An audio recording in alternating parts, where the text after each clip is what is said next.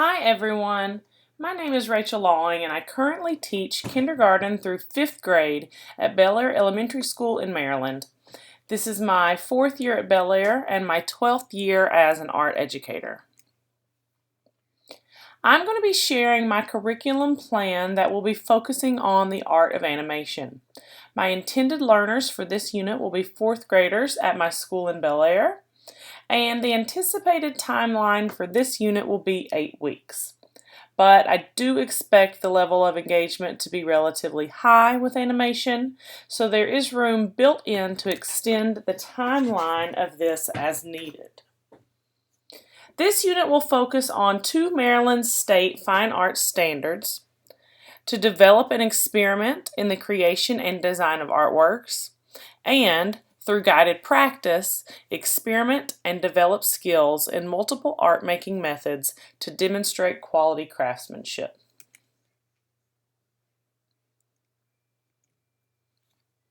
For my unit, I will be focusing on 2 female animators, Mary Blair, who worked with the animation team at Disney from 1943 to 1953, and Deanna Marcellesi, who is the current character art director at Pixar Studios. My students will be introduced to the history of animation and discuss how both of our focus artists created animations and how each artist worked differently to create the iconic movies that they were a part of. We will also spend time discussing the impact that technology has had on the advancement of animation. As part of the first lesson, after students have been introduced to Blair and Marcellesi, students will be given time to explore animation by using this website, abcyaw.com/games/animate. They will be able to create a simple stop-motion animation and explore various techniques through the program with the images, backgrounds, and slides that they provide. The second part of the unit will be for students to begin thinking about how to use technology to be creative, even when using a program that is traditionally not a creative platform. Students will be challenged to create a digital landscape drawing using PowerPoint. Here you can see how I have inserted various shapes to build a mountain landscape. Students will be required to include a foreground, middle ground, and background in their landscape, but the actual landscape setting will be completely up to the artist. The unit will continue to the third lesson, where students will be creating a digital flipbook, still using PowerPoint and the digital landscape that they created in their previous lesson.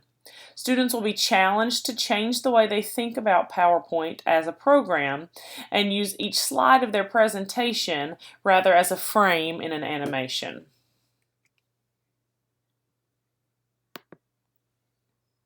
Here you can see my completed teacher example of my digital flipbook. There will be a YouTube video linked in the PDF of my unit plan with more detailed instructions on how both the digital landscape and the digital flipbook were created. Students will be summatively assessed based on the criteria in 3 different rubrics, one of each for each part of the unit. Here is the rubric for the final digital flipbook. Students will receive these rubrics as handouts to monitor their work. Students will also be formatively assessed periodically every day as they are completing their daily work. If I observe students are experiencing difficulty with techniques, processes, or the technology at hand, then I will be able to stop and teach a mini lesson, either individually or in a small group setting. At the end of this unit, I hope that my students have gained a greater appreciation for the art of animation.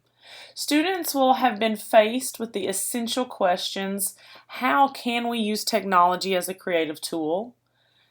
How can we use a traditionally non-creative tool in a creative way?